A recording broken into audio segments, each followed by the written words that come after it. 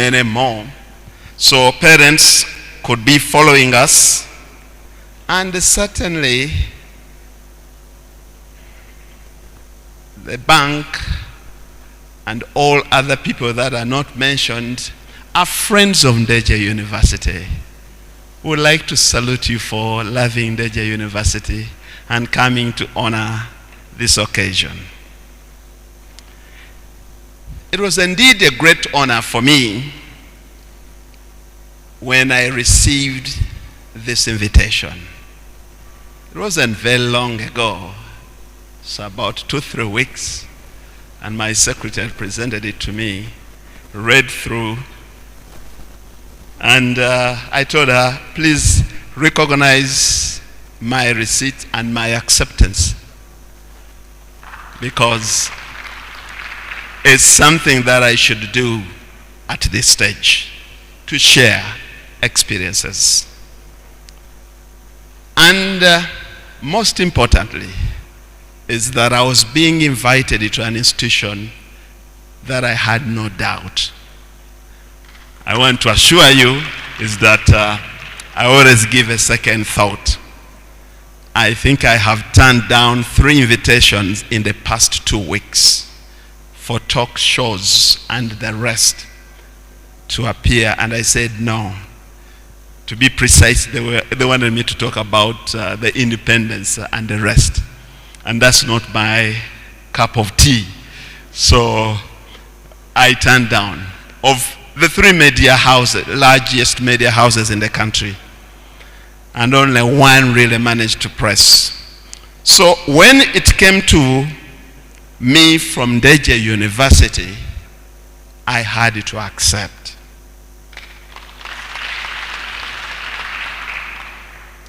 But mark this, and especially you graduating class, even to the best, mishaps always happen, because the Deputy Vice Chancellor has read the theme to which I'm supposed to present when it is very different from the one to which I was invited to address you. Because I only read the invitation and told my secretary, please go ahead and acknowledge and accept. I did not go ahead to read the theme. And in my mind it was a commencement lecture, the way I know them from the international universities, is that someone is asked to come and talk to the graduates to inspire them into their next level.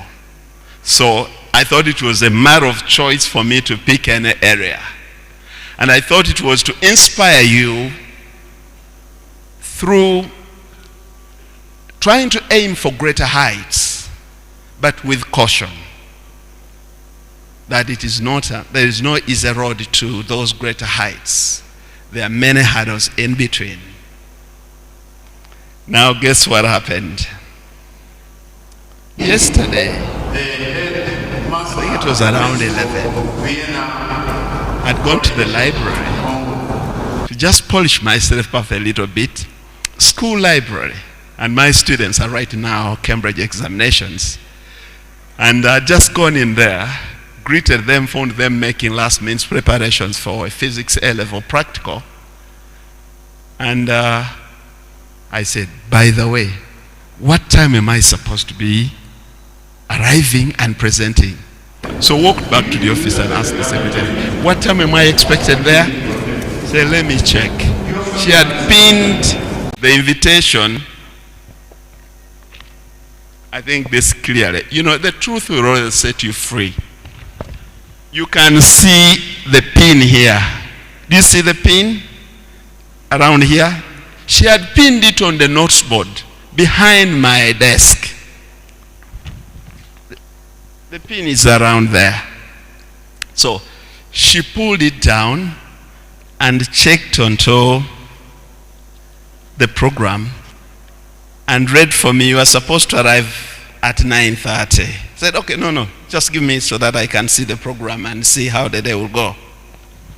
Only to realize by reading through that I was given a theme to present: entrepreneurship and creativity, breaking professional boundaries and limitations.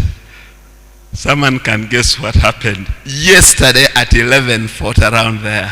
I was like, gosh, oh my goodness. How could this happen? How come you never showed me that this is what I was supposed to talk about? I said, no, it's my responsibility. I ought to have read through.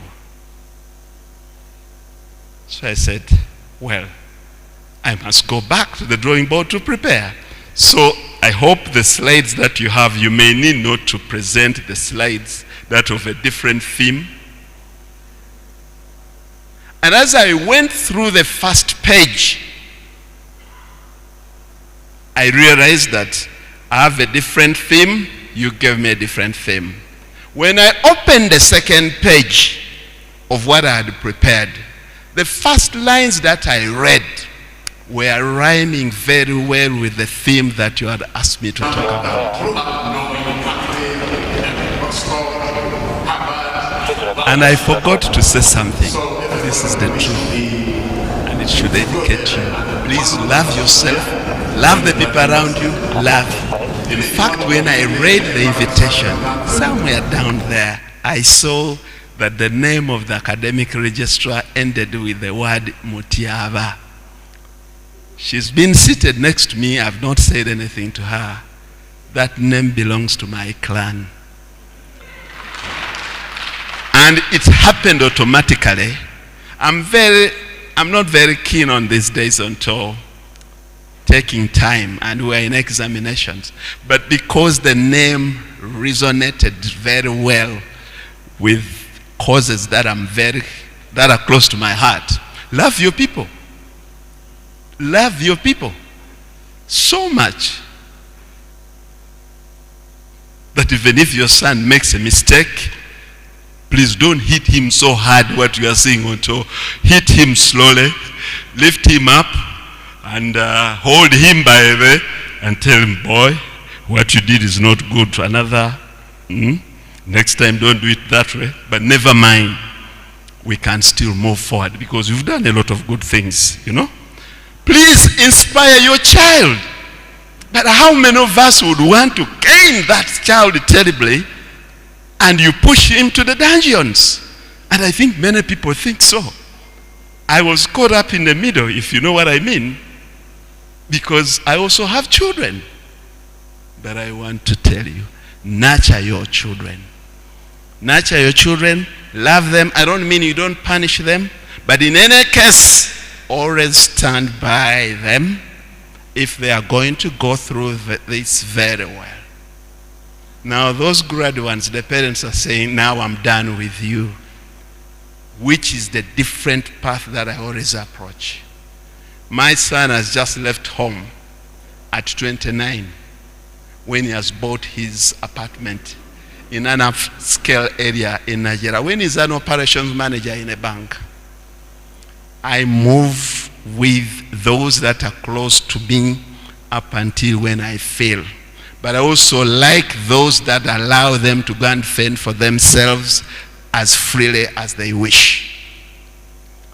So the topic that I was given, accidentally I found that it resonates very well with my area. If I had already circulated this paper, Reverend Canon, I would have thought you had smuggled or plagiarism my work, because in fact you have rendered me useless this morning or this afternoon. You've talked about the things that I was going to say. What a special group you, class of 2021-2022, you are, that you've managed to go through your studies under the most difficult conditions probably of this century.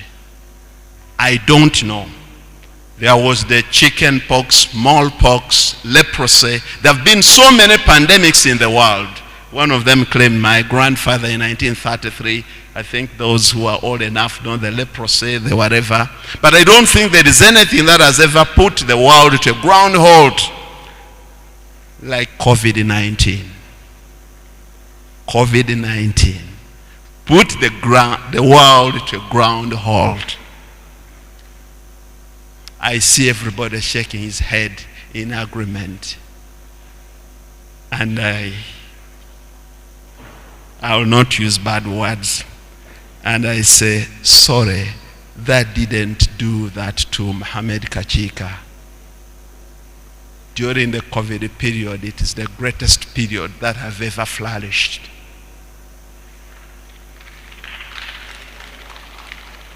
And that's the message that I'm bringing to these young men and women. Amidst all odds, that's where you must shine brightest.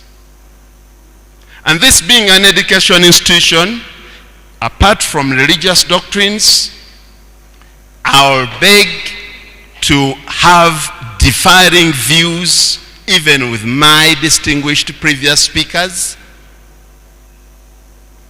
Like, I have loved the financial literacy. Unfortunately, I don't practice it. I thought you were going to go very fast. You can go and check. My account relationship manager is Enoch. I bank with the Stanbic Forest Mall. I'm a prestige client.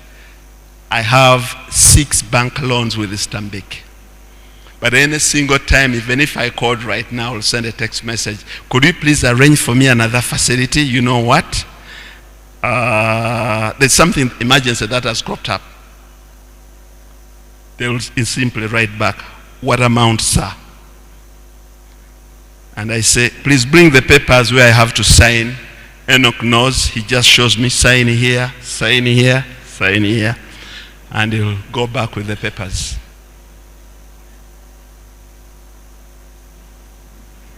The key aspect to especially this group is not to do things the conventional way.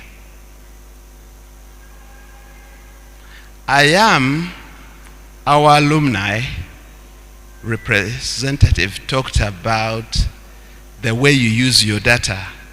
I can't go onto my phone right now. You could see I always Google mostly about wealthy people, how they accumulated their wealth, how they're using it, how they're preserving it, and what they want it to be used for when they die.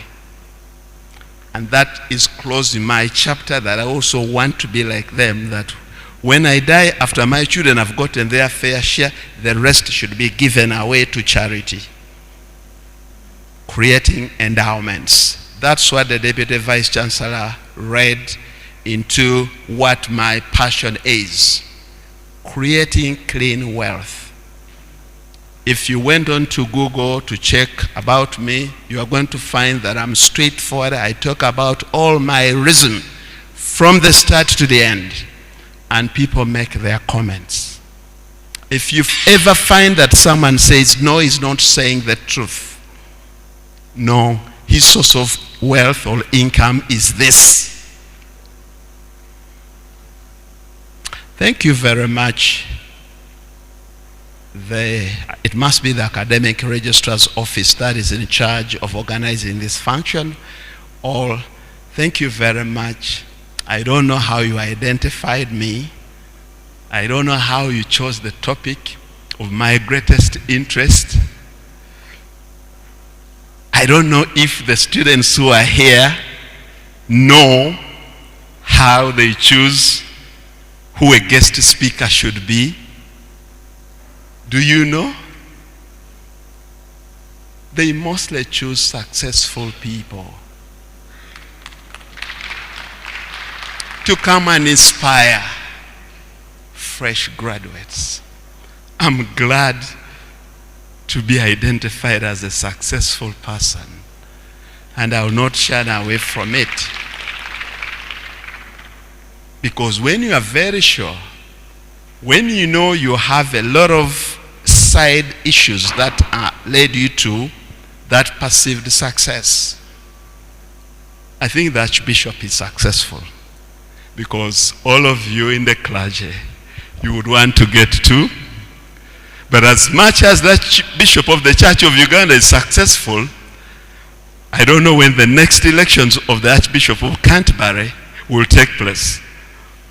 And I think Archbishop Sentamu came close. If it wasn't for some other reasons, I think Archbishop Sentamu was the most senior clergy in the United Kingdom who was supposed to succeed Archbishop. You know, I follow close events as much as I can. And when you fresh graduates are coming from a great institution like Ndeje University, you must be very proud. Your alumni has talked about it, and so are the other speakers. You are coming from a great institution, which actually I follow because I'm a teacher. I have not seen so many scandals, or I hardly, I think, have seen a scandal from the students of Ndeje University.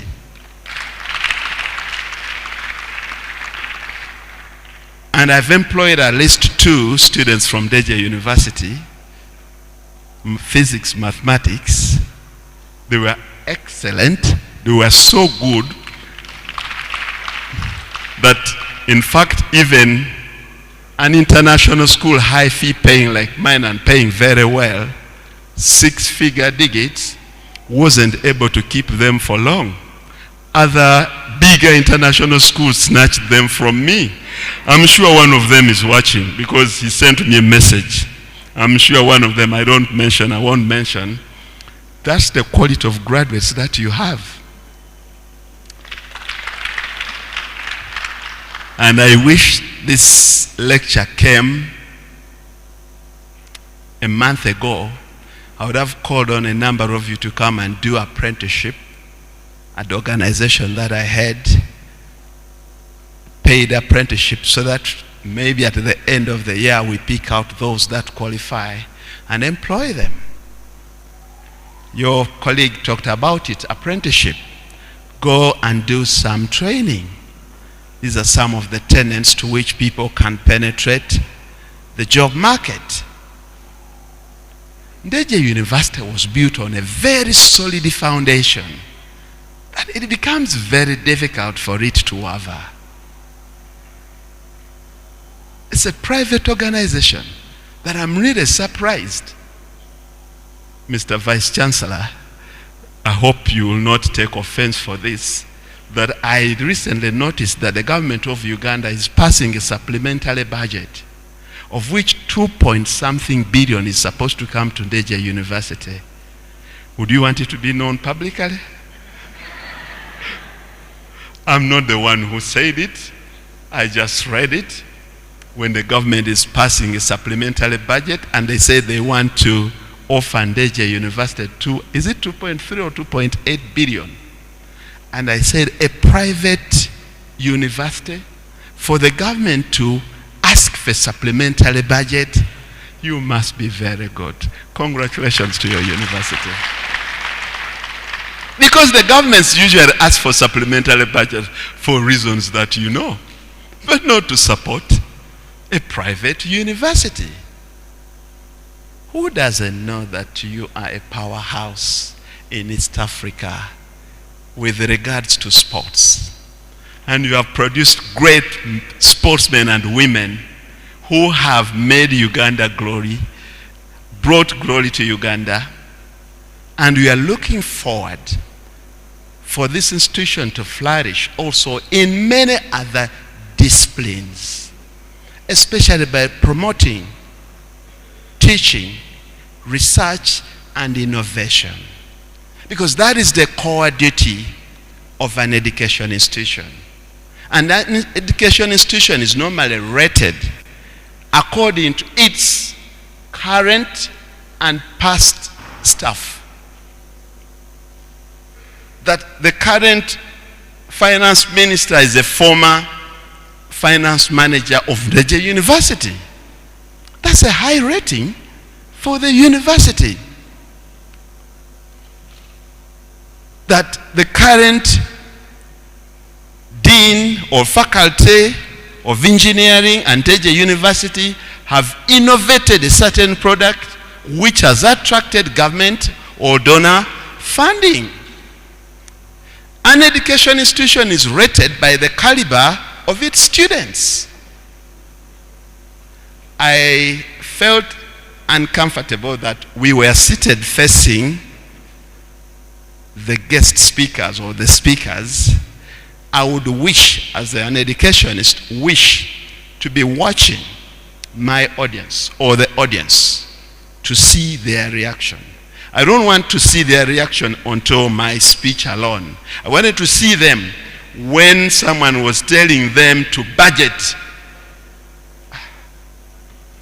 Then I would know that that person is going to die poor. So, where possible, allow yourselves to be seeing and reading the audience. Like the deans, they must be seeing the reaction of their students. But then, never mind, this was the arrangement and we are not at our principal home. I've seen most commencement lectures are done in the open, and usually you are able to see all the students as wide as you could. So when you are given an opportunity to study in such an institution like that one, you must come out top. Not by scooping the first class. It's not very easy. Those Professor Lugogo, you know, that's a gift. We do acknowledge God gifts us differently. But it doesn't mean that because you haven't got a first class.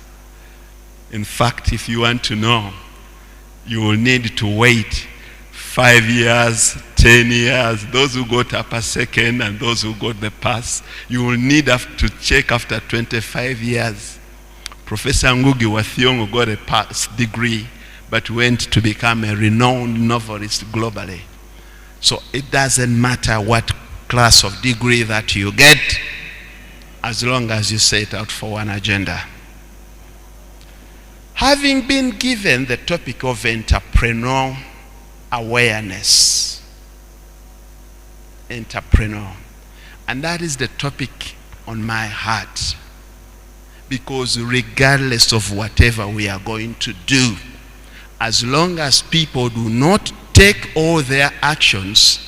I don't know the meaning of entrepreneur. Someone was trying, I don't want to get simplistic meanings, but I say an entrepreneur is a person who must sacrifice to set up something and make sure that it succeeds. Who doesn't know of you that the world is wealthiest dropped out of college? Bill Gates, Mark Zuckerberg, who is this Apple man, the late Google, he died recently. Steve Jobs. I want to tell you, it's a big dilemma. It's a big dilemma to match both academic prowess and reality success. And the students of this university, you are being given an opportunity that you don't have to drop out of university to succeed. You can only pick the leaf of those even that dropped out and succeed. What did they do? Steve Jobs was homeless. He was adopted by a family, and was collecting Coca-Cola cans and returning them to stores, because I think it was an environmental protection campaign, to get some little money to buy something to eat. But it was those journeys that he used to make that he saw artistic impressions, that he used to develop the computer graphic designing. If he had not dropped out of college, possibly he would not have been working. How about if you haven't dropped out, you have graduated out of college or university, and you want to succeed? You must have an entrepreneurial spirit. And usually, until these commencement lectures, guest speakers are always required to give their personal experiences, so that the congregation, you may need not to repeat any word of whatever I've said. In fact, if anybody asks you, what did Kachika say? Tell them, I remember nothing. Please don't quote me on anything. Just reflect on what he has said. But not quotation. You are not going to get them from me. It's a reflection that I am so mindful about. The reflection is that, what did I do when I was planning to get out of university? If you think that you have studied under very difficult conditions, on the face of it, we are congratulating you and saluting you and the rest. But there is another side of this man who will tell you, who told you that you studied under the most worst conditions and you are the first one. There are some people who have lost an immediate relative. And everybody has talked about everything has its expiry date. If you thought you are going to tell your children and grandchildren, you know, we are poor, because during that time when I was at university, we studied under very difficult, who would want to listen to such stories? I started my primary living in 1979 during the Liberation War. Probably that's why I didn't go to school of my first choice. I wanted to go to SMAC. But I'm not going to live into lamentations that I did my A-levels in 1986 when the country was split into two. Museveni's forces had cut off the country at Katonga River. So I was at St. Henry's College in Kitovu, Masaka. There were two Ugandas. One that was under Lutwa, Kampala and the rest. And for us, we were in Masaka and Western Uganda, and we were under Museveni's rule. That was my A-level. But now, do I need to tell my children how I'm a miserable teacher? Because there was war that lasted. We were cut off for 7 months. There was nobody who was crossing from their liberated area to this side. So, you are past the lamentation of the COVID. You must pack up your bags and move forward. You are past your parents. My parents delayed to pay the tuition. You know, I was chased from the other rental house where I was staying and the hostel. You are past that spoon feeding from your parents. Now you must move head on. How did I do it?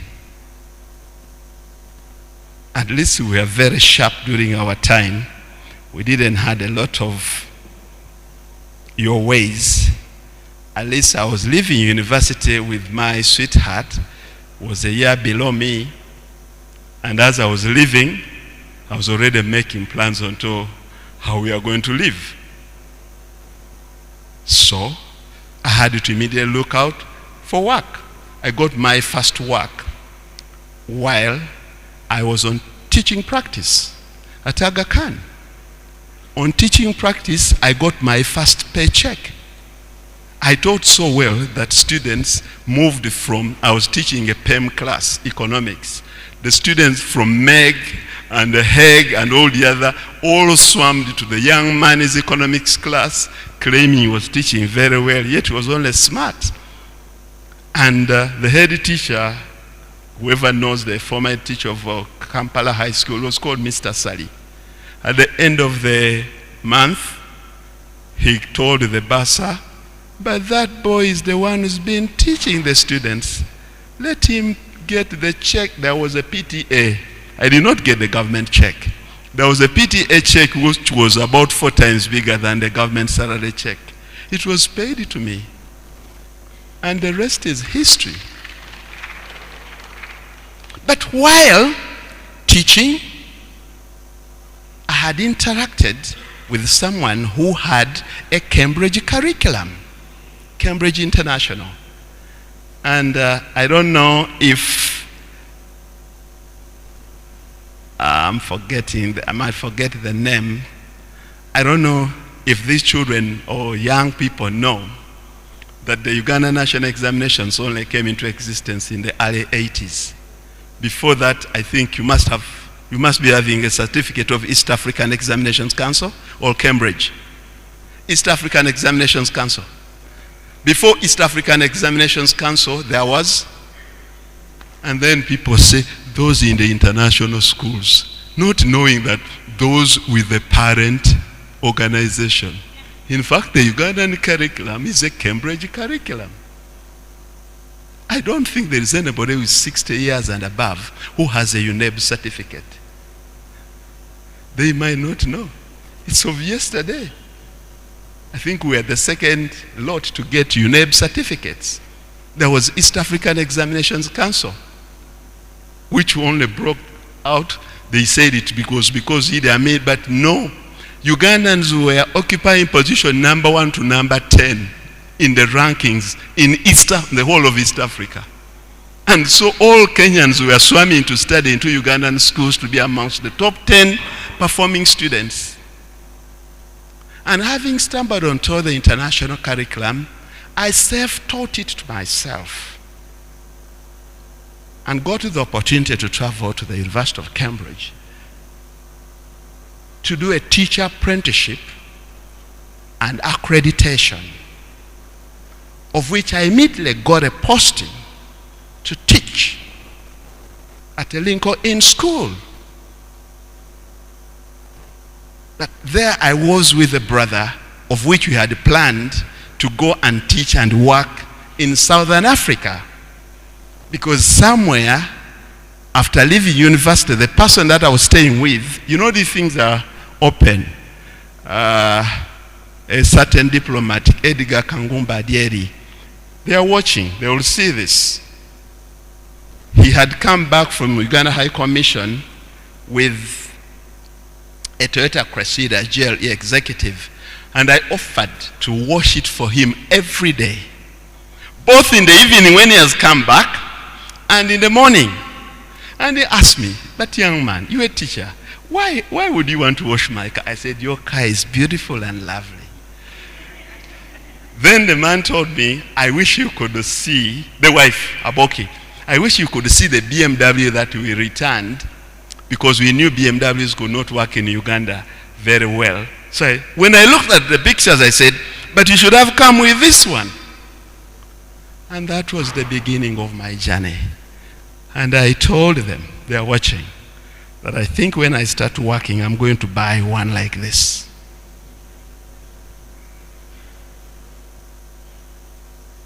And having completed the other accreditation course, I thought the BMWs were only found and sold in South Africa. I trekked, made arrangements of applying while I was far, and went and straight landed into a job on the 14th. I arrived on the 12th and I had to report on the 14th into the job in 1991. Young people, you are at crossroads. Crossroads. You don't know what you are going to do. It's easy. There are many academic lectures that you can be given. But the decision onto which path Should I get married? Should I go cohabit? Should I go for cheyo? Should I go this way? Should I apply to this? Is real. But I'm telling you, it is one of the best moments being at crossroads. Because I hate it when you only have one route to take. I love it when I have many choices to make. Crossroads is bad, but crossroads is because you can take. Same year when a group of my colleagues, almost an entire class, I think my year has the highest concentration of PhD holders and professors. I know them. Professor Mkadas, Professor Bogere, Professor. There are so many PhDs, Dr. Sentongo, so many of us. And you had already been given the scholarships to go and study. Now this is what they make taking a decision. And that is the gist of my talk.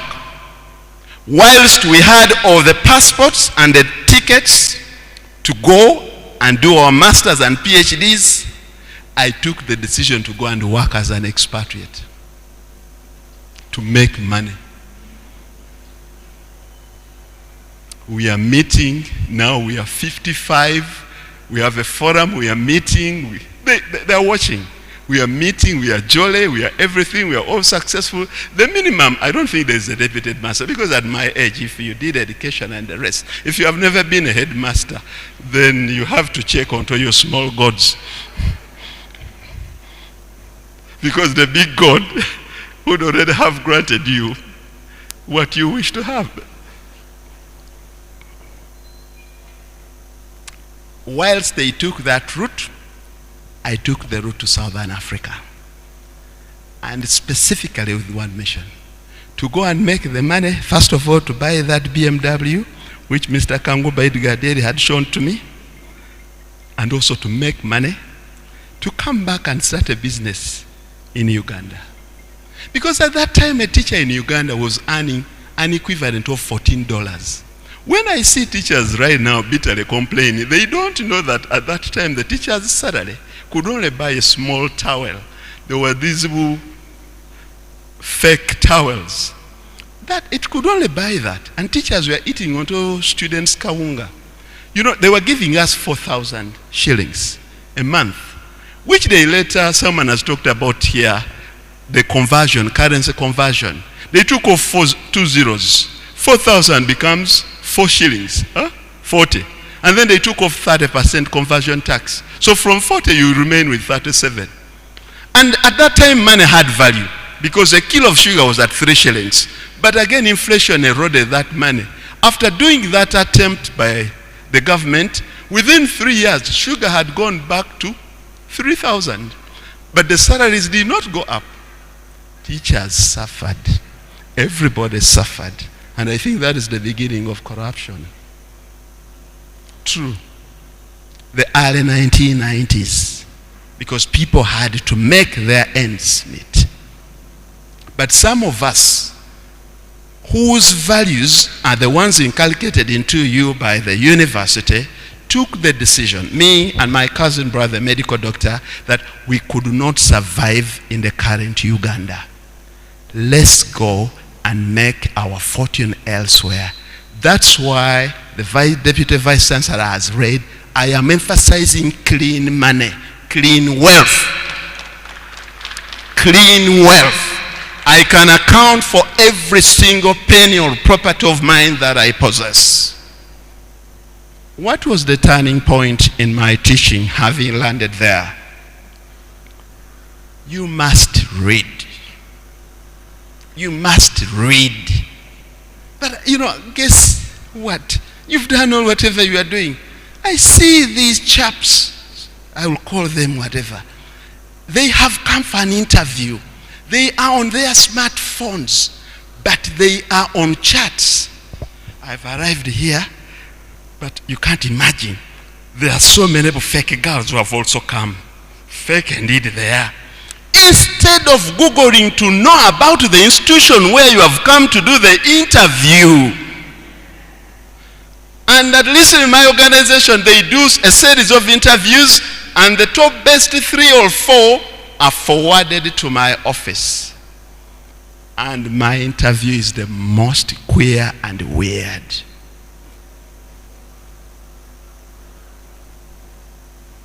I'll ask you if you know who the headmaster of this school is. Do you know his name? Yes.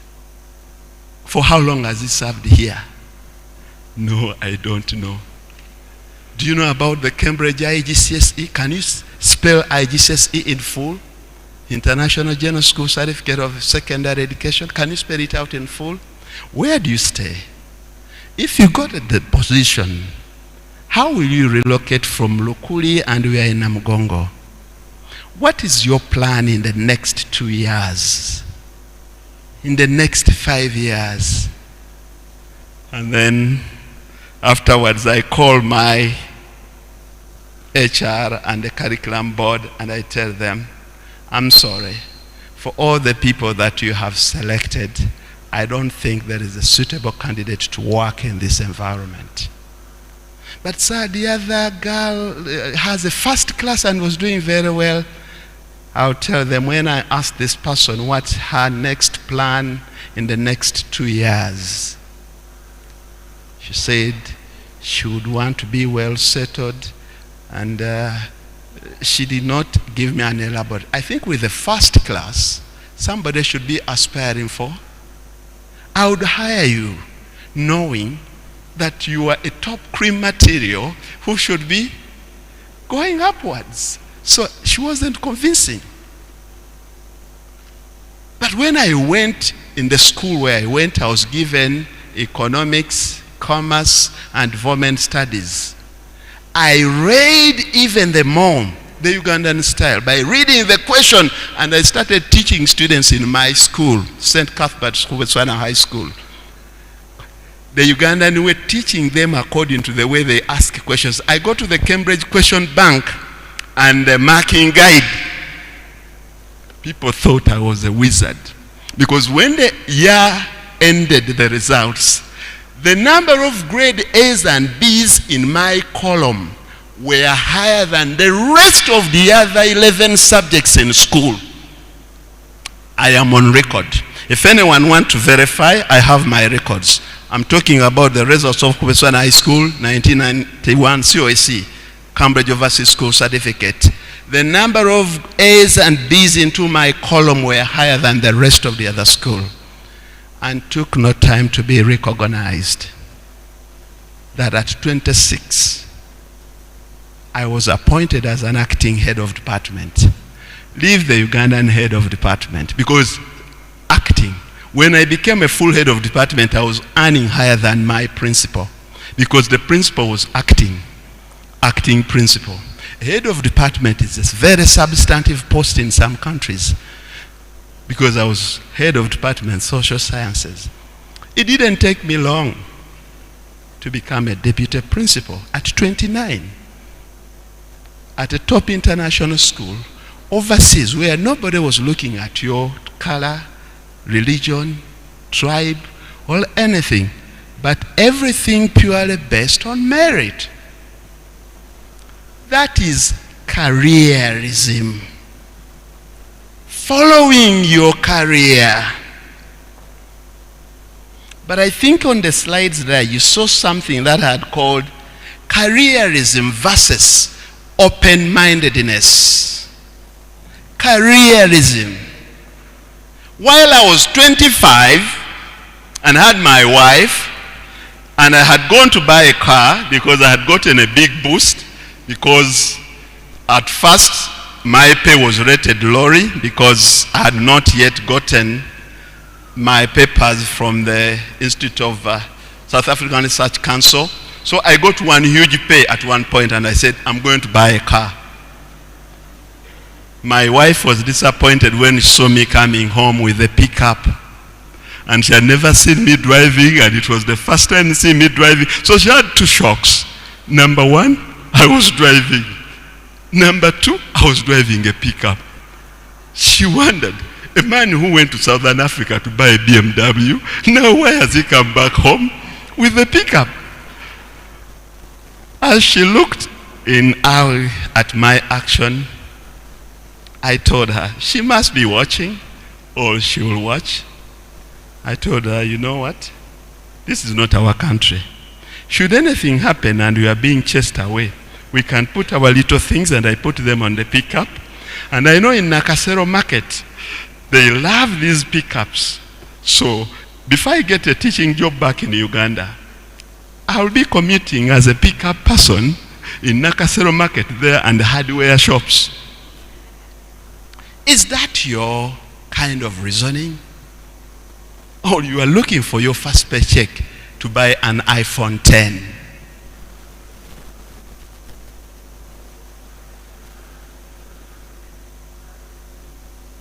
It didn't stop there.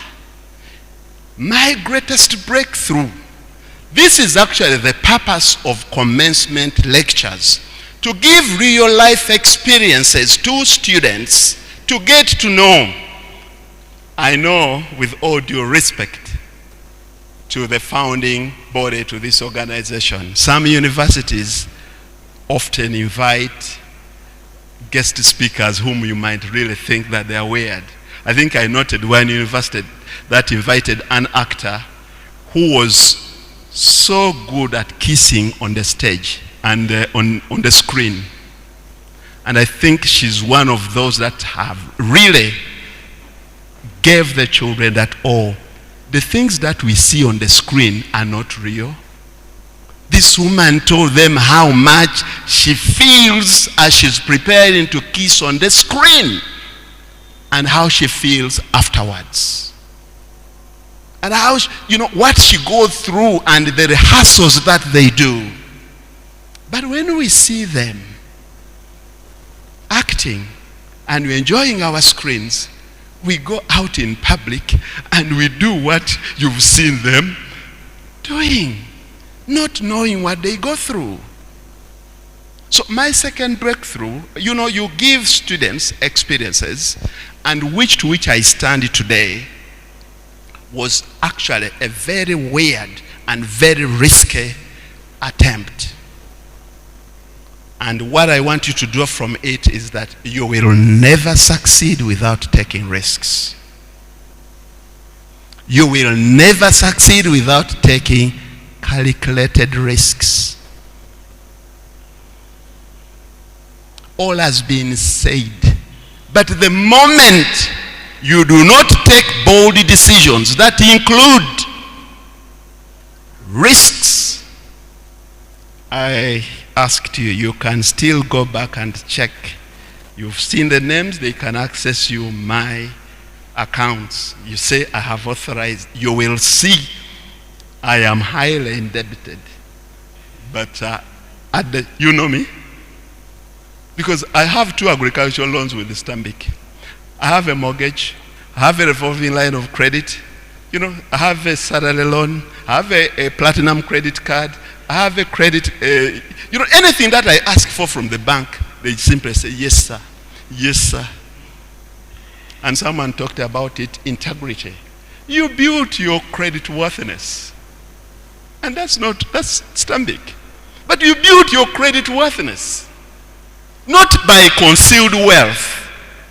The bankers are interested in seeing, unless for those that get the credit using underhand methods. So you must take risks, fresh graduates. Because in your life, in fact, anybody who would do things ordinarily, you live an ordinary life. I'm telling you, you must do things uniquely. You must be unique in whatever you do. For instance, I'm a headmaster and principal of a school for 16 years, an international school. Records are there, you can go and Google about it. That school had 6 head teachers, 7 head teachers in its first 6 years of infancy. But I have reigned on it for 16 years. And it has to be that you must be unique. You must be unique. That even the students that I suspended and expelled, I called them back on Sunday please allow your daughter to come in and take her exams. And the whole family came. They even came with their pet dog to thank me. Because you must do things in a unique way. If you do things the ordinary way, you will be rewarded in the ordinary way. If you do things in a unique way, you will be rewarded beyond. I took the risk. One time I had a vehicle that I didn't like, a Ford, which I took to trade in. They don't sell cars there. You trade it in, you top up, and they give you another one. And the white man told me, Muniel, Ford, no man. Ford stands for fix or repair daily. For us, we don't trade them in. So, no man. So in this story, I've never told it publicly. And in Deja University, you are going to get my story for the first time, the breakthrough of my wealth. I think it is known by my family, my wife, and I think my other peers, Edward Naika, Joseph Mulo Kisira, Joseph Bachibinga, the ones that I was staying with, because they all wept thinking that I was going to be killed. When I didn't like that vehicle, I sat into the vehicle and started blasting music. You also need to enjoy your life. Please. Because if you don't enjoy your life at this stage, you want to do it when you are 65, and that is when you are going to Angenois. Is Angenois still there? No. Whatever, everything said and done, if it is for you to enjoy your life, please enjoy your life to the fullest. Because youth, it is your prime time. If you don't appreciate the beauty that God has given to you, whether you like it or not, at 45, you will be having a tummy like mine, regardless of what you have right now.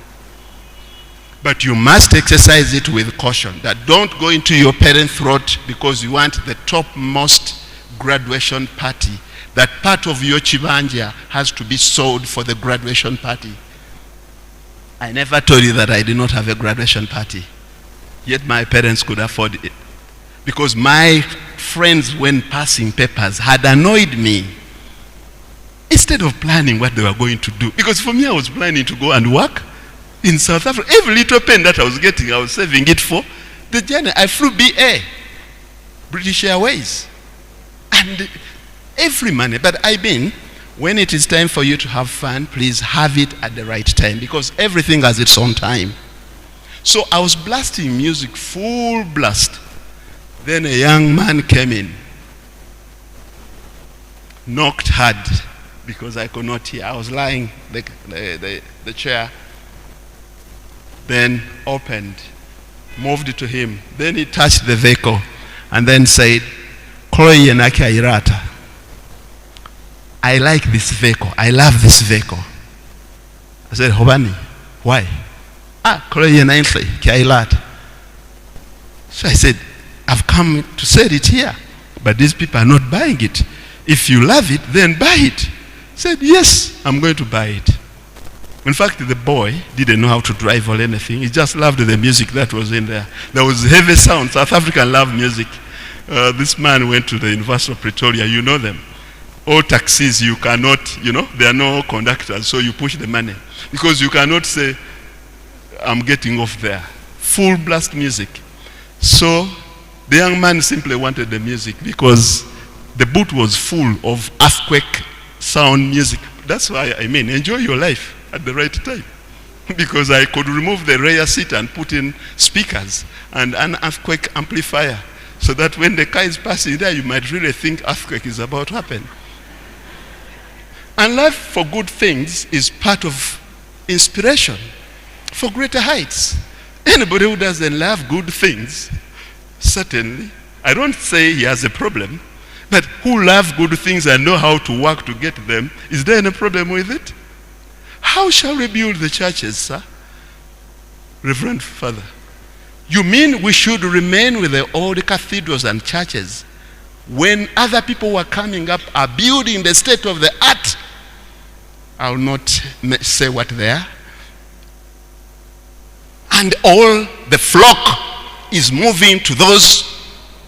and you are not encouraging the students from your university to be very entrepreneurial, become very rich, using clean means, and they return the favor to the institution that made them by giving it endowments. I want to tell you, you will never prosper on tuition. It has to be grants, either research grants, it has to be huge endowments. Mr. Deputy Vice Chancellor, I spoke to another university and I emphasized them the endowment. Just allow me until your occasion, say to point out, one university has a building on Kampala Road, King Fahad. It's an endowment. So do you think they suffer so much into collection? And they are trying to set up another in Naguru industrial area. They were given 10 acres. Please, I know the original mission to produce Christian Bound and the rest, but even him in church, the collections, that's why I first put in, you have to do what Caesar's for. We need to build, we need the resources to build. The university must produce very entrepreneurial students in order to raise income, wealth, as the savings were, and they return to their mother organization, as we are told what alumni is. So my breakthrough, this boy made me drive 385 kilometers going through the farmlands from a town called Laidbrand to Vendeport, and we turned off into the farm and went to one huge Boer man. Boer people, the Dutch farmers, are usually very tall. Mora. Then he told him in Afrikaans that this man has a very nice car and I want to buy it.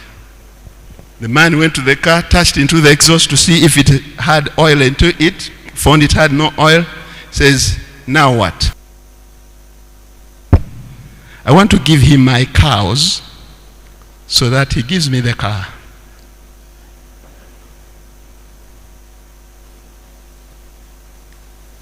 Said, fine. I drove back. I drove the boy to his place. He was staying in a shack. He was staying in a plastic, you know them. As you are in the queue to get a government house, you stay in a shack. But there is a power line going to that shack. There is a water that is going to that shack. Government subsidized, Le Cop houses. They are usually like a matchbox.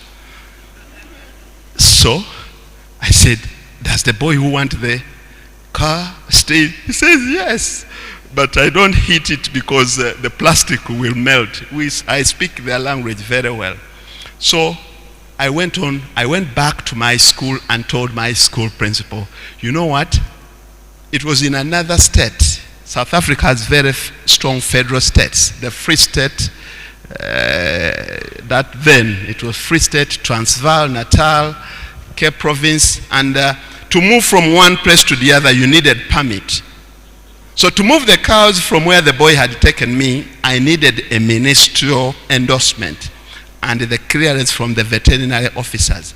To cut the long story short, I got lost for 4 days, me trekking with my cows for 384 kilometers until when I reached the school compound.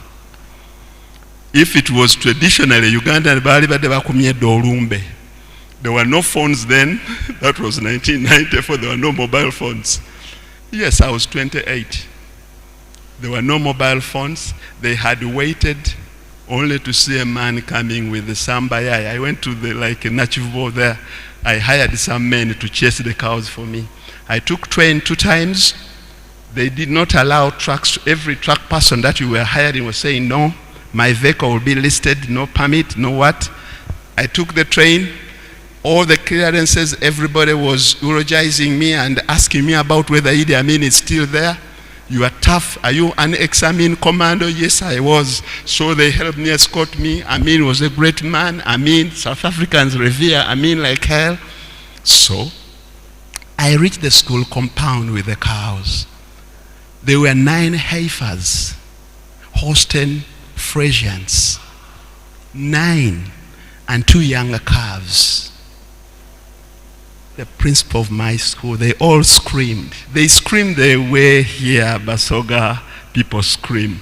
They all screamed. All children got out of the classes. They screamed, sing, because in South Africa they don't allow Frisian cows to be owned by blacks then.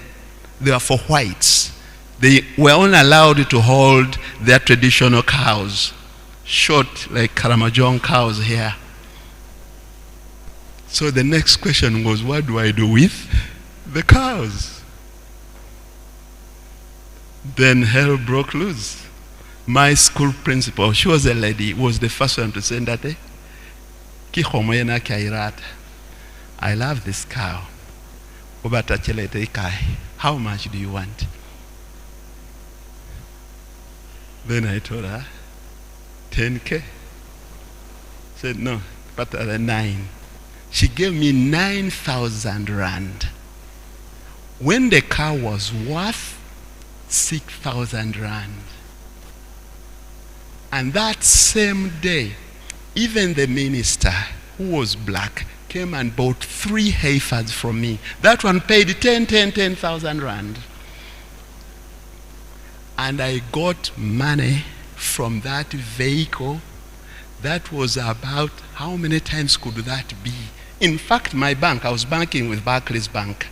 I had to show all the paperwork. Because when I went to bank, I was given a teller of mine, bulk. You know, it was only for Indians. I was a bulk banker.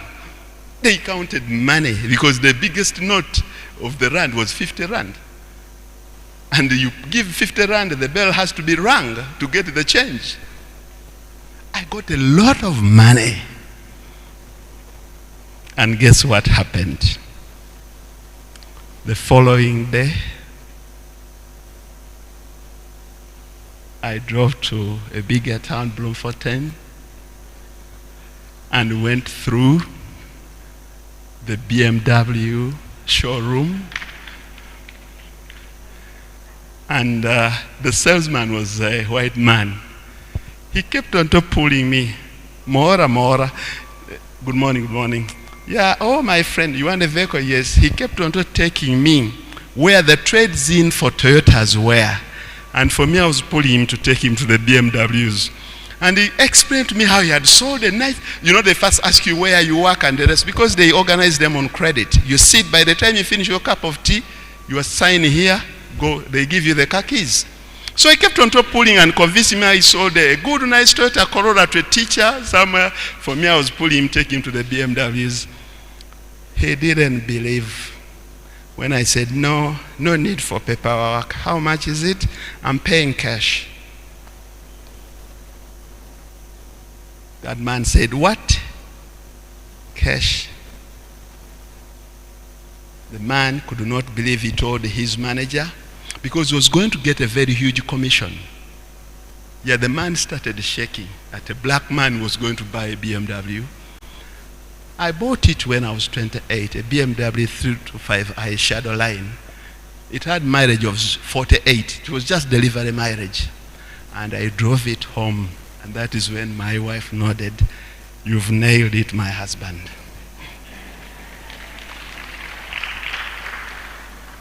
And what is the message? You have to take risks.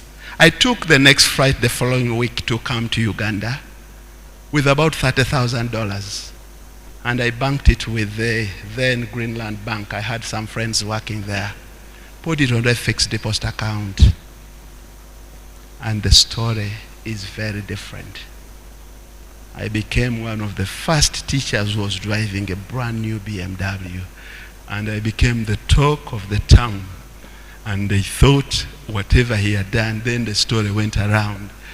He was gifted by a Boer, cows, and whatever he inherited, the man died and left a will. So many stories started flowing around.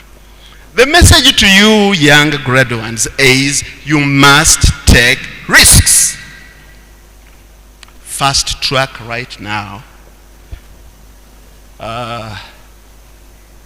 I'm taking this man to my farm.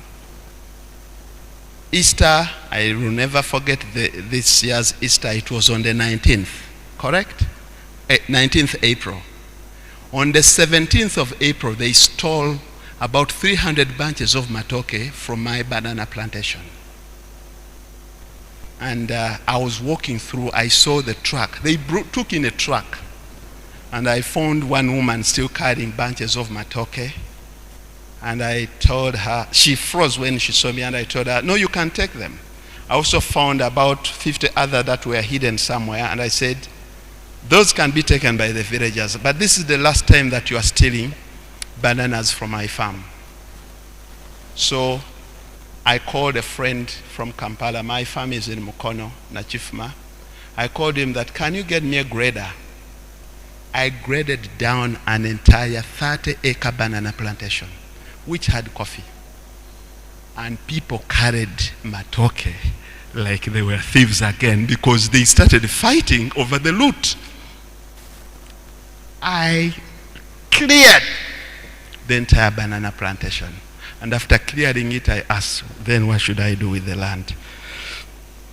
I said, let me plant grass and see if these people will steal the grass. I called the New Vision editor, say something that you will stand with. Joshua Kato, and said, which is the best grass to plant for cows or goats? He said there is a new type of elephant grass napier called Pokchong, Napier 3, Super Napier 3. Where can I get it? Let me look for the contact. He directed me to somebody at Cavanyolo. I went there at night on a border. And when I told him that I needed 500 sacks, he told me, did I hear you correctly? Did you say 50 or 500? I said 500. They said, where are you going to plant it? The highest that I've ever sold is 50. I said 500, and can you even provide more? I paid him that evening 11 million and paid the remainder to make it 29 million the following day. And I loaded 2 trucks of Napier seedlings and I planted it. And after it had reached this stage, I said, what do I do? I still called my contact that, can I buy some fresh and somewhere? And still people think, oyo yakka mu nnyanja, oyo alina ebimukolera sente. Because I purchased 100 heifers at one single go and set up a farm in 3 months. Now after 5 months, they have already started delivering. I'm already having about 150 liters of milk. And when people see you today, it's last night when I remembered that story of cows that I said, by the way, I've had cows before. Maybe it is following me. In the end, I have turned the other misfortune of people who are stealing my bananas into the most lucrative venture. I bought cows. I even bought some Ankole cattle, which I put on zero grazing. That attracted the agriculture minister, Honorable Frank Tumebaze. I have his conversation when he's showing people, have you ever seen a man who has ever grazed Ankole long-horned cattle on zero grazing? They are eating from the box. And they are fatter than #1 in the country's cows, and showed them too. This has to do with someone knowing what wants to do clearly and knowing how to get it. Therefore, young men and women, in all what you have been taught, and being at this stage of what we call the crossroads, the decision entirely depends on you. There is nobody to blame. Not the government that you don't have a job. The jobs are there. And most people think for those that are connected, it's not true. My daughter just started on a new job this Monday. I will not state the amount. She's a financial analyst, but opted out of the medical school. When I see the faculty of engineering at Ndeje University, and you have graduates who say they don't have jobs. I pity them. How I wish you know how engineering graduates are the darling of the financial world. This one is in that sector. Every year, year to year, the top 10 CPA Uganda students, 6 to 8 are former engineering students, not BCom guys. Because if you can do engineering, then what is in accountancy? But then you see them roaming around and saying, but you know, some people just do not have the right orientation. Because as an engineer, if you cannot get the job in the Ministry of Works or somebody's, please take on a course that will market you. When my daughter was a third-year medical student and said, I don't want to do medicine, I said, it's okay. And she did financial mathematics. She's a financial analyst, certified financial analyst. You are into the financial world, you know what a CFA earns. And you can imagine what a 28-year-old daughter of mine earns. So, you know, but you know, we cling on to. Someone said, follow your career, we've given you the knowledge. I'm sorry to contradict. Please, it is highly unlikely that you'll succeed in the area, particularly that you have studied. I am now much more known as a commercial farmer than as a teacher. I have so many trees. If you've passed Vienna, you know it's a forest. If you go to Muyenga, now my zone is called Monkey Zone because of the trees at my home. And at one time I had over 1 million eucalyptus trees. And when I said COVID was my most productive time, it's because I sold timber. When they closed the Congo border, people begged me for timber. And I asked my price. Because of people resorted to construction, isn't it? And I made the money. And bought more land. I actually cleared 340 acres of forest and planted 470 acres of forest. And I've never lived in the village. My parents are here in town. I only went to the village always to see my grandparents. But even after finishing this lecture, I think it will take me, if in an hour's time I'm not yet on my farm, we say inshallah, there must be something very unusual. Because the way I love to see my cows, I used to love seeing my forest, my trees. Now the way I love to see my cows, I keep asking, is there anyone that has delivered? Yes, the other uncle one has delivered. How is the calf? The way you ask about your baby at home. You must have the passion for what you are doing. Stanbic is not giving me those facilities because I'm closely connected to the MD. No, because I have something to show to them. They actually dearly want me to bank with them. You must do something with a passion. But to get there, you need to be at those crossroads. Weigh all your options. Some of the decisions that you are going to make might be risky. Therefore, you have to take calculated risks.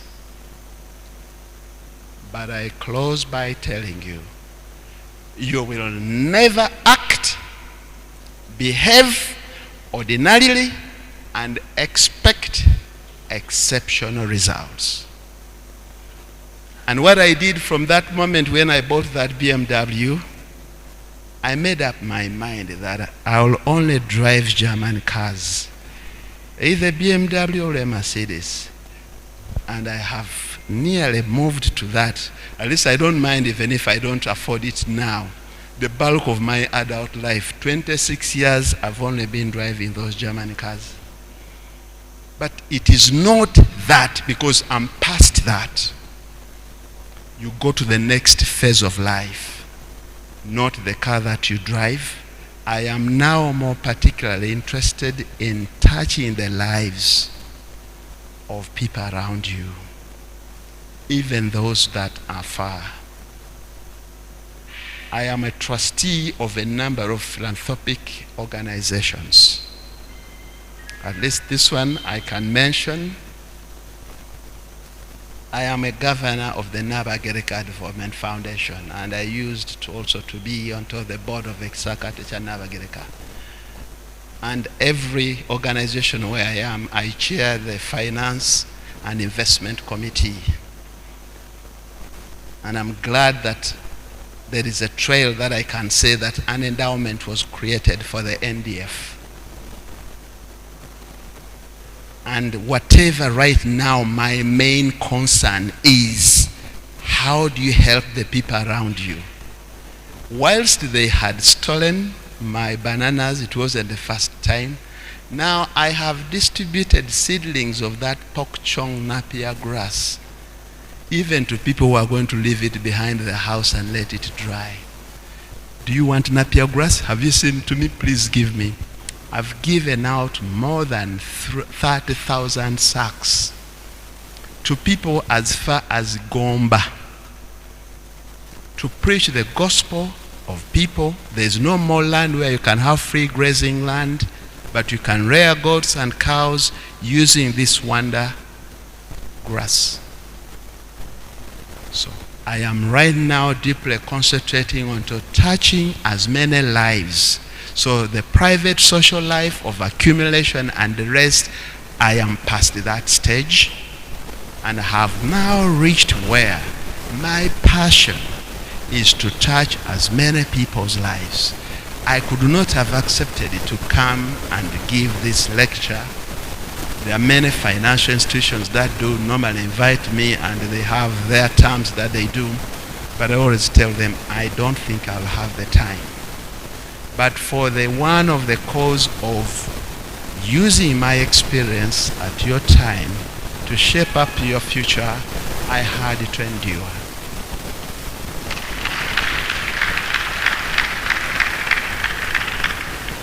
May you please not use a copycat of my words. May you please not use my quotes or anything, but draw experience. That you have to be very determined, you have to be very focused, you must do something passionately if you are to succeed, and you need to be very broad. You need to invest in yourselves by reading widely. If I had not taken the initiative to study about the Cambridge curriculum, I would not have gotten the opportunity to train at the Cambridge. And all the fruits that have followed it was as a result of a 23-year-old investing in himself. And I know many of you could have been paying tuition for yourselves. And now it is the time for you. Don't relent. With the foundation that you have gotten from such a great university, you are going to succeed. Just simply remain focused. Don't be taken by shortcuts. They don't work. They are short-lived. Don't be tempted by shortcut routes. That theme there, breaking the professional boundaries, rhymes very well with my experience. That I've not told you that I've invested into schools or real estate. I've talked about farming. Would you mind a principal of an international school farming? I ride a bicycle about 28 to 30 kilometers every day, checking round onto my farm. Break all those boundaries. Whether you have gone to a Muslim-founded school, please work there and show that a properly well-groomed Anglican can succeed, and you will be allowed to flourish and you will prosper. May God bless you all and wish you a fruitful future.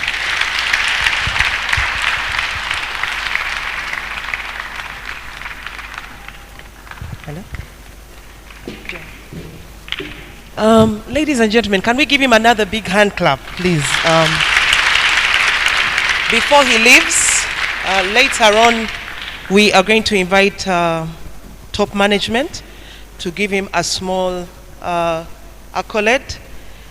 Florence is my name. I called you when you were in the meeting and you gave me your personal secretary to handle the whole process. I want to appreciate that he was very humble.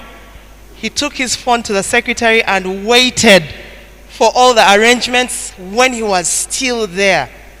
You know, I don't know, but I'm really honored that you meet people who are billionaires and yet they are still very, very humble. We are honored that you accepted our invitation. But I wanted to say something, if you may allow. I know all of us are tired. I know your story. And I want to emphasize one small sentence you made. He said he no longer has time for meetings. If there is a wedding meeting happening and you want him to help, he'll only just write the check and give you because he knows you need the money, right? Right? Yes. Sebo, we have East African University Games in December. We don't want to waste your time to come and help us in the fundraising. But the finance controller of that particular event is around. For me, I have your number. Don't worry. I'll give it to him. You don't have to come for our meetings. You'll just go and pick 1 acre of trees and say that is dedicated to the East African University Games. Mukubengalo, mubadechi. Take it that is done. Thank you very much. Yes. But I really want to appreciate the fact that he came. Please, let's welcome the DVC, the University Secretary, the US, Mr. Kayongo, the Dean of Students, AR. Please come forward and let us give in this particular present. And As they come, I will request Dr. Sechizivu Samuel, the Dean Faculty of Education, who will come and give us the vote of thanks to the keynote speaker after this.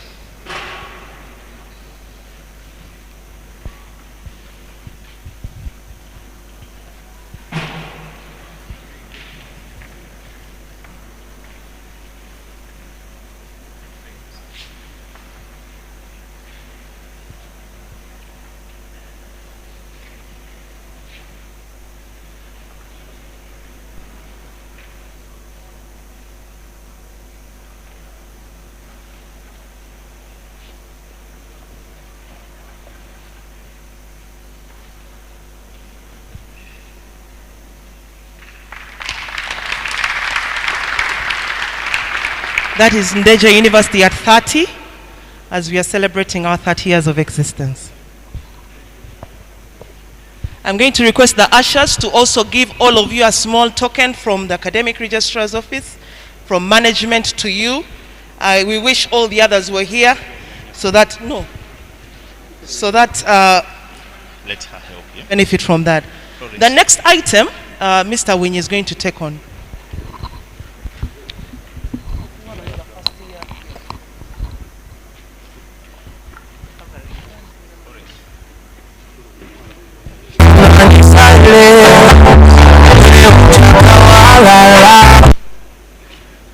May I request the top management to take their seats kindly after.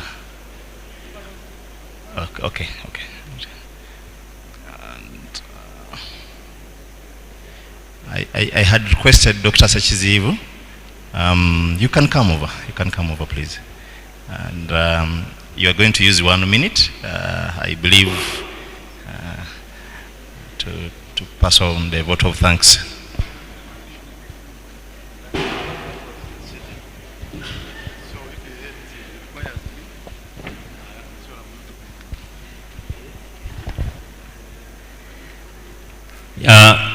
Good afternoon, Mr.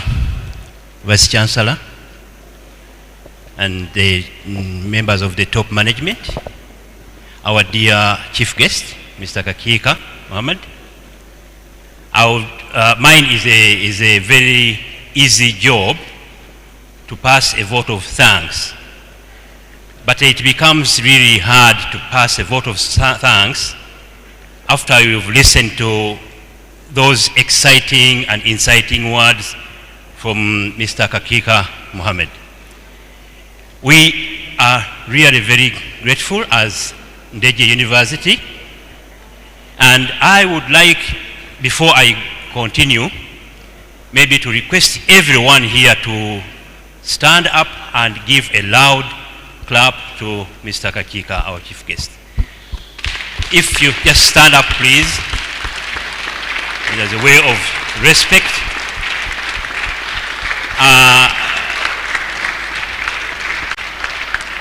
Maybe the clap could even be louder. I would like to be heard outside this building.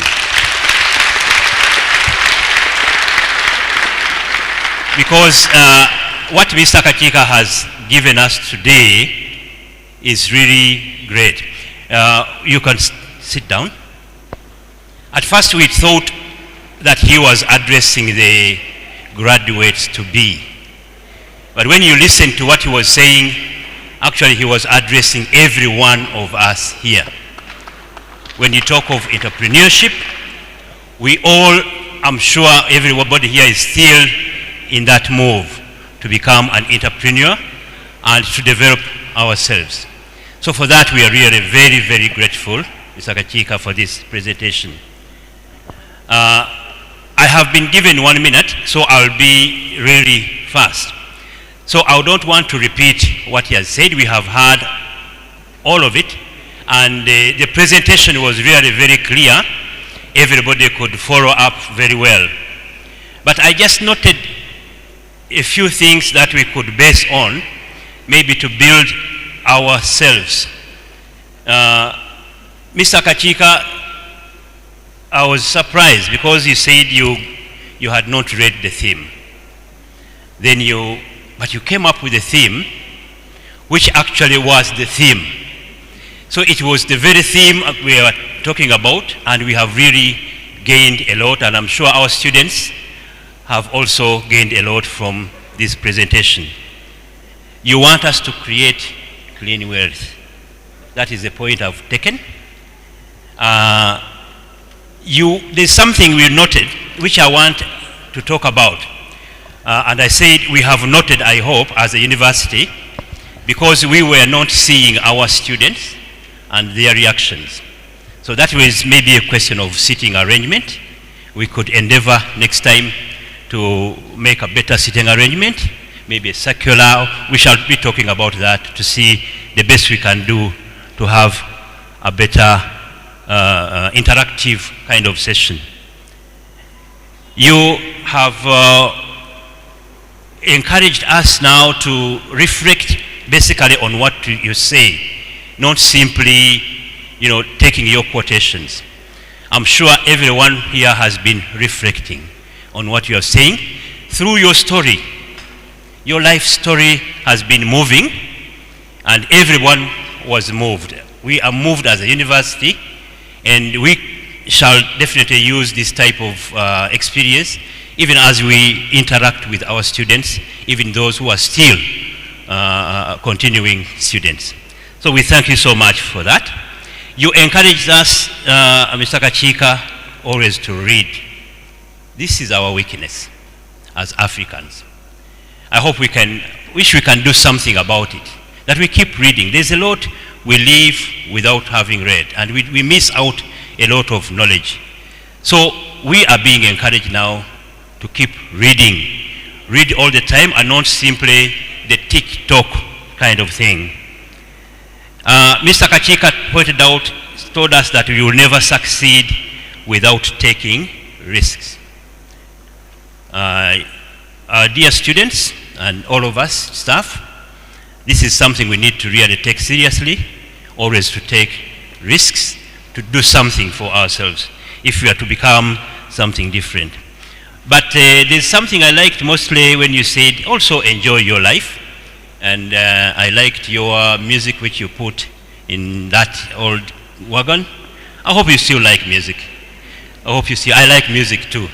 And I think everybody here likes music. So we shall endeavor to enjoy our life, but with the caution.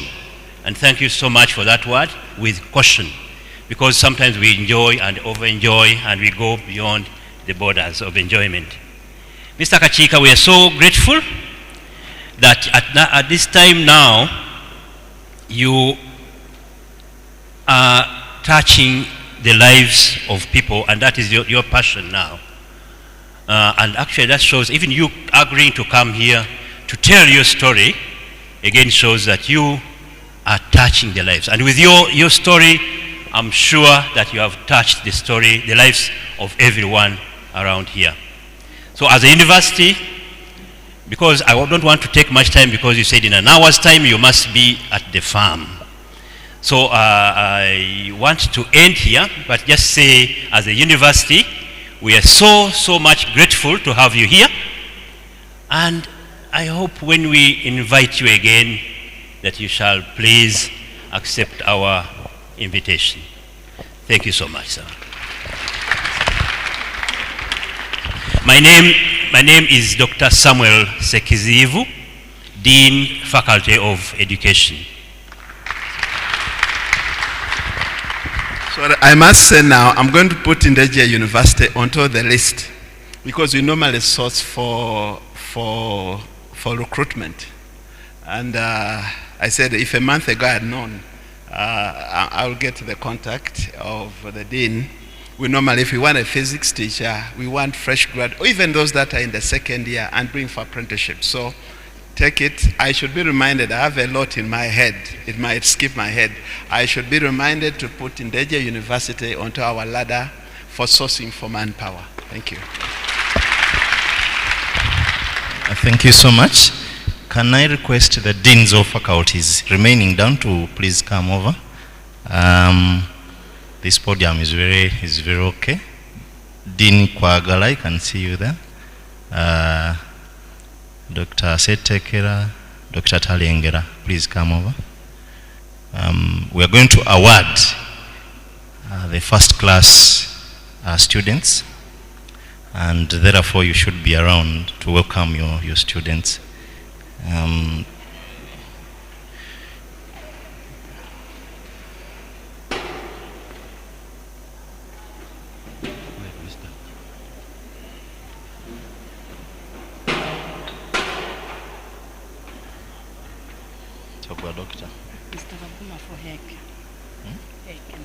And I'm told Mr. Baguma, you should come for HEC.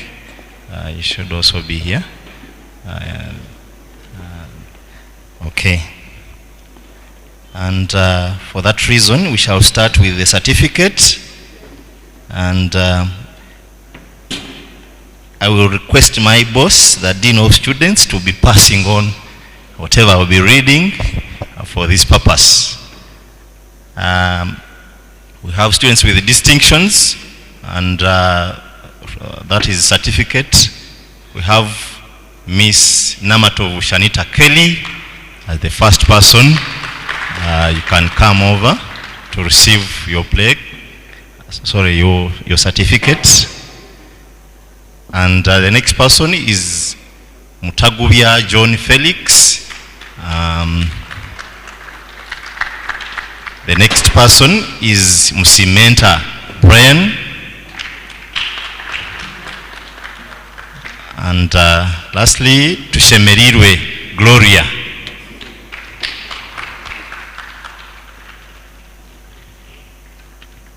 And for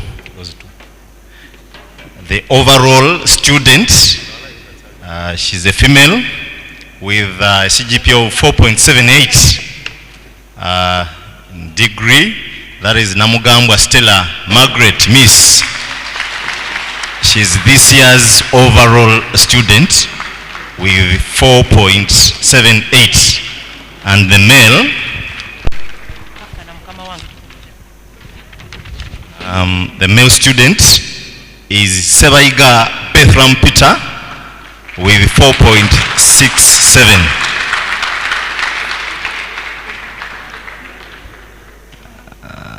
Sebaiga, osobola okwanguwako okusinga awo. Thank you.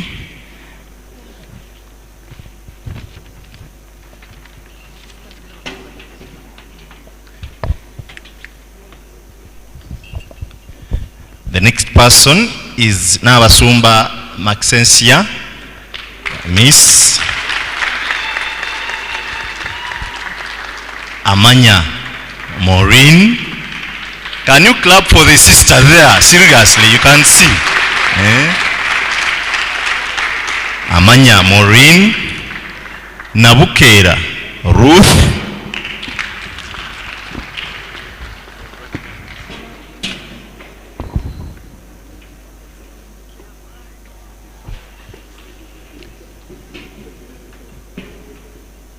Burijeya Christopher,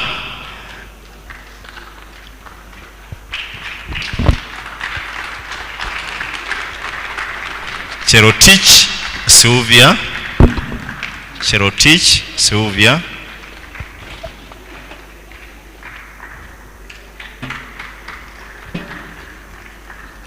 Opendi Charles,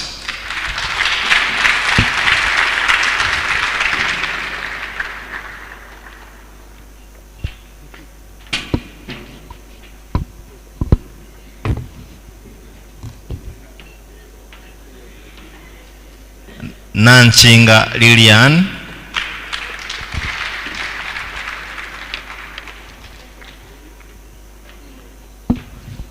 Sanyu Abdul Jamil,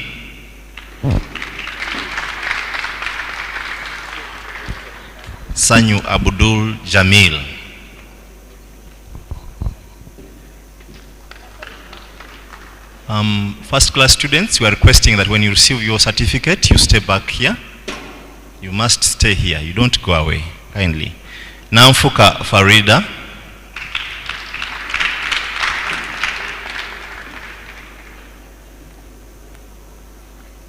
Mukebezi Damali,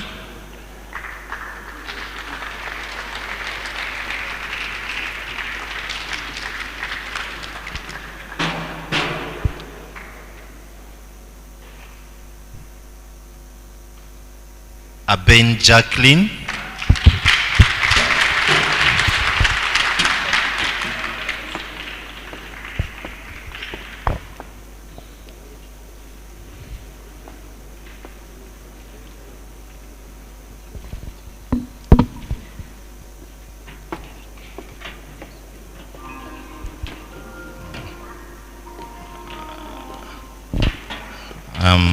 Koji Fred Soma, Fred Soma, Runinze Brian,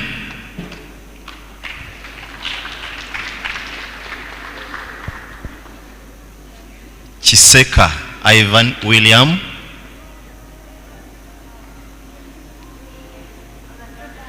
Asingwire Grace Stacia, Tuhaise Frederick,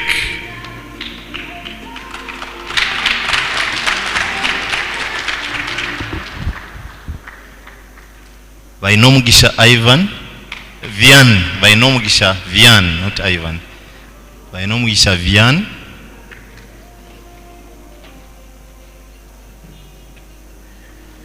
Abekun George William,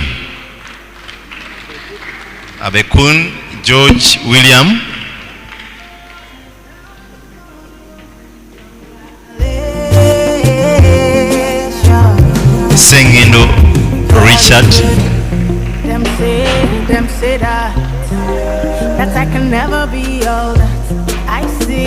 I've seen that. Otim Johnston, God is greater than that. Who can battle with the Lord? Nobody. Serunjoji Ivan,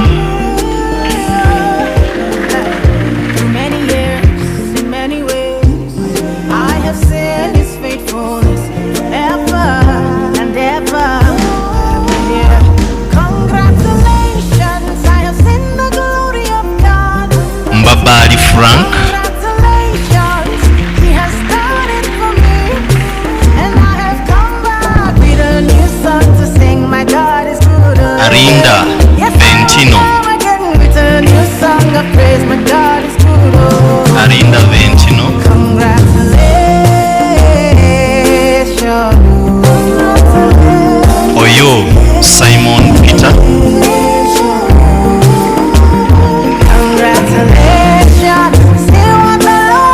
Nsimbe Justin.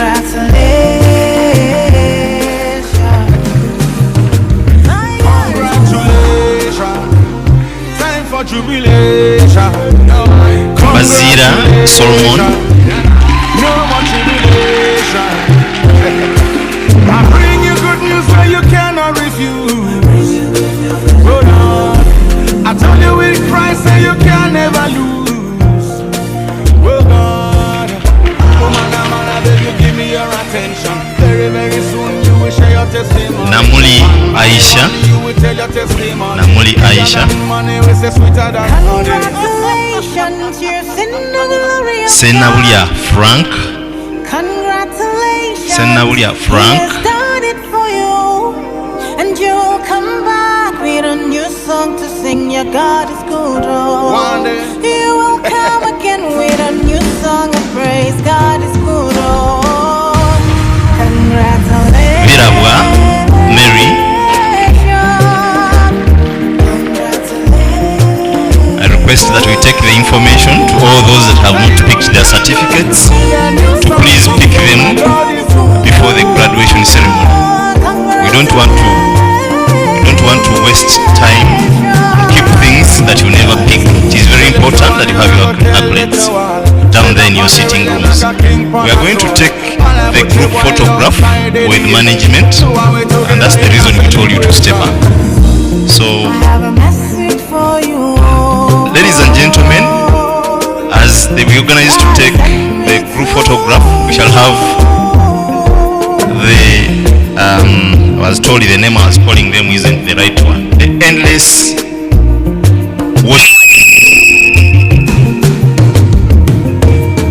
endless worshippers, kindly, sorry for that.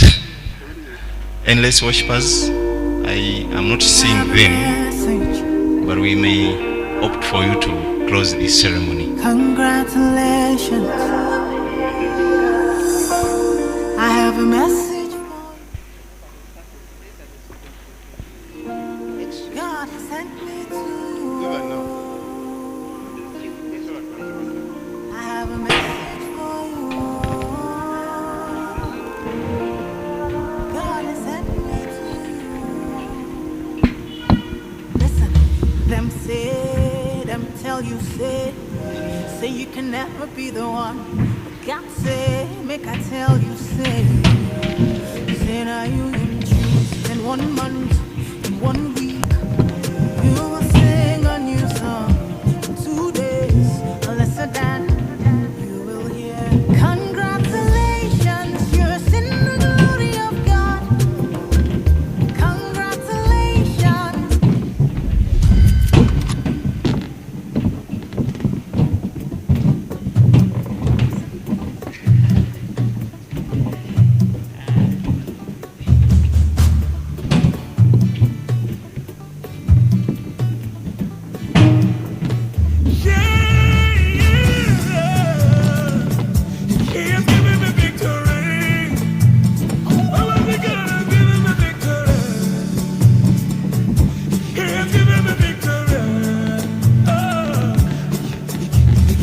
Days of my life I praise you.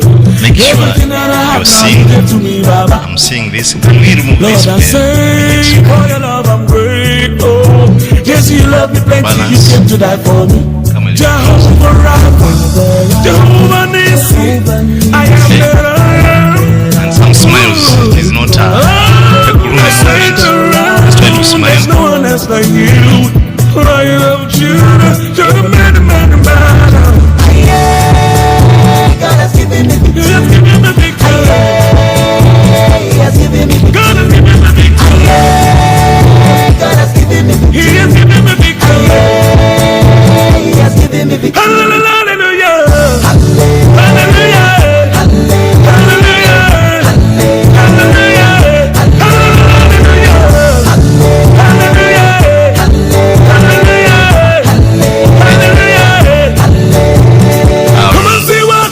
Request management to take your leave as you stay. You can come to your seats, management. I got my hallelujah power.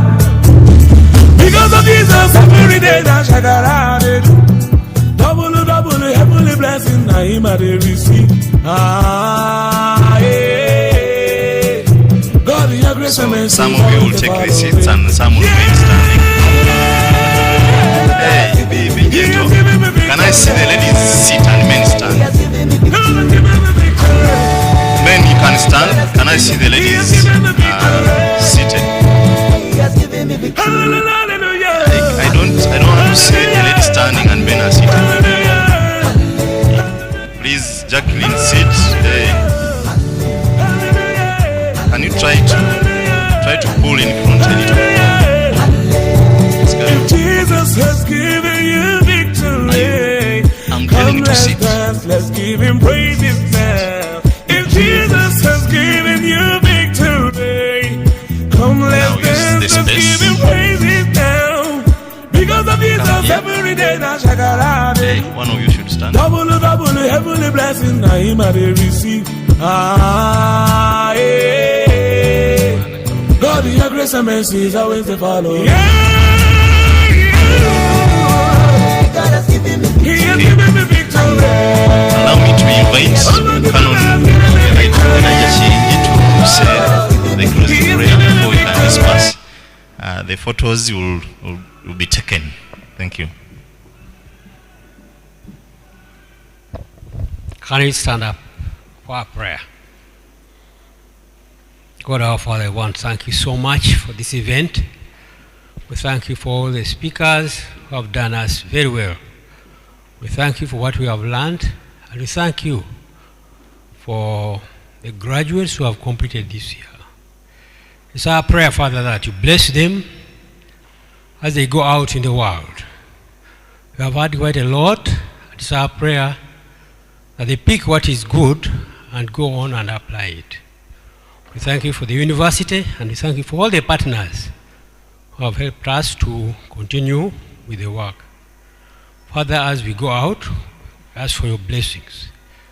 And may the blessing of the Father, the Son, and the Holy Spirit be with us, be with the graduates, be with all of us, the lecturers, and the managers, and all people connected to the university, now and forever. Amen.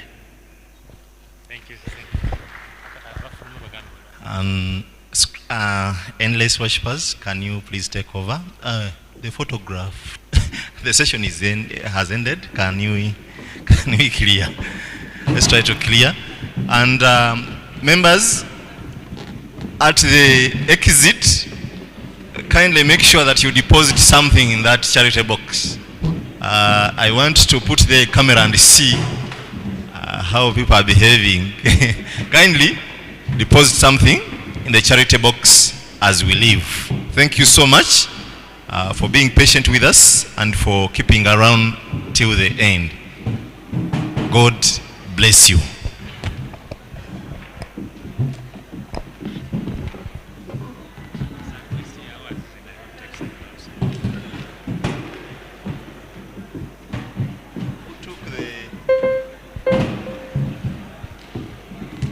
Who took the one sanitizer?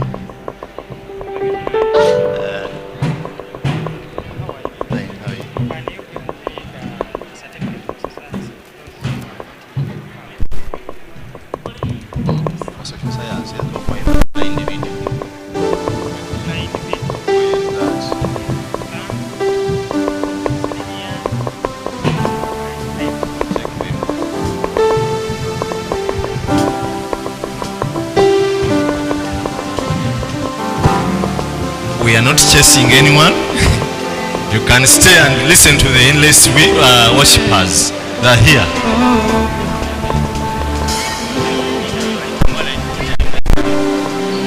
The best male student overall, don't go. You can see the members of the Ndege TV right there for interview.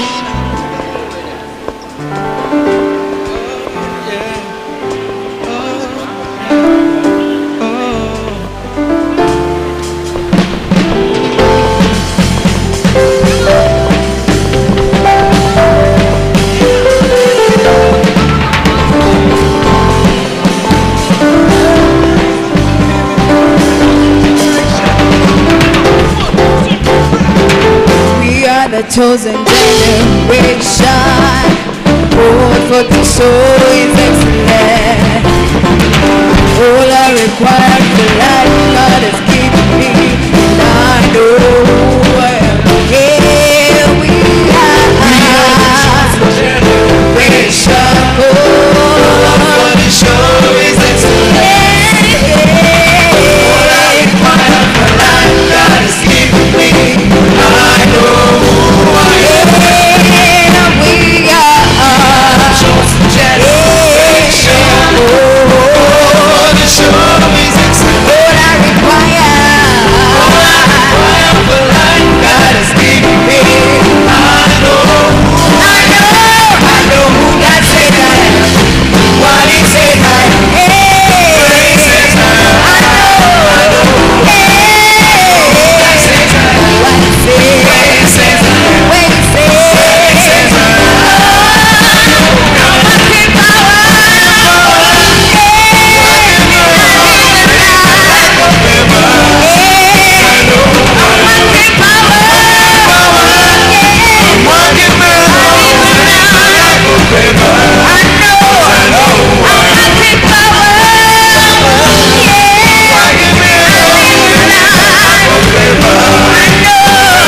I am. I know.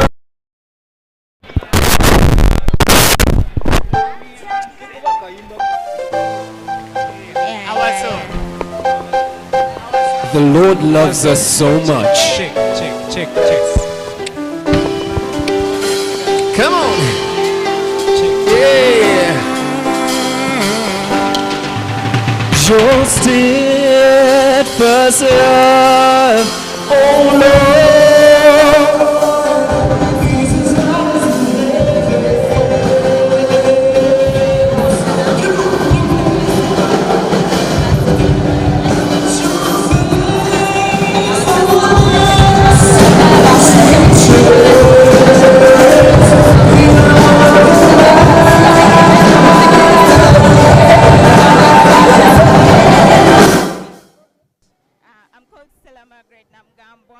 I've been doing BRIM, that's Bachelor of Records in Information Management. Yeah, it has been a 3-year course. I've managed to score 4.78, approximately to 5. So I'm so grateful for Ndeje University for honoring us here. Yeah, actually that's me. Thank you very much. She's the best overall female in the entire Ndeje University fraternity. You can please have a seat. I'm going to also invite the best overall male student in the entire Ndeje fraternity, to introduce himself and give us a brief profile about himself. Thank you. I'm Sebaiga Bertrand Peter, and I've been doing Bachelor's of Electrical Engineering from Ndeje University. How many years was that course? It's a 4-year course. Or how many points have you managed to score in the 4 years? 4.67. Oh, congratulations to you. I want to ask you, what challenges have you faced as you've been studying in these 4 years? What challenges have you come across as a campus student? There are quite many, from tuition issues. Then we had that issue of COVID, the online classes really affected us so much. Starting to do online classes, that was really hard because we had never done that before. So it was really a big challenge to cope up. Now if you look at my results, I think it is that semester which we did online where I had the worst results. Yeah, it was a really big challenge. All right. Thank you, our viewers. I'm going to talk to another student who was the best in Ndeje fraternity. Good afternoon. Good afternoon too. You're live Ndeje University TV, and we would just like you to tell our viewers a brief profile about you, your name, what you've been studying, how many course units you've got, and so on. I'm Sister Maxentia Nabasumba from the Religious Congregation of Daughters of Mary, Banabikira Sisters Rwanda. I've been studying at Ndeje University, taking a course of BECE plus DIM. What is that in full? I'm studying early childhood, bachelor's in early childhood education. Yes. How many have you managed to score in that course? I don't know because they have not presented. They have not. I think it's above 4 points. Congratulations. Congratulations on that, and we wish you all the best in this new journey. Thank you for studying with Ndeje University. Thank you so much.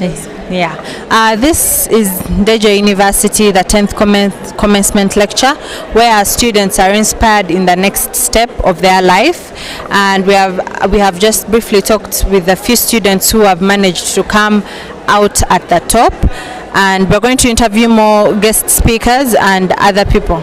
Thank you very much for watching Ndeje University TV. Please stay tuned.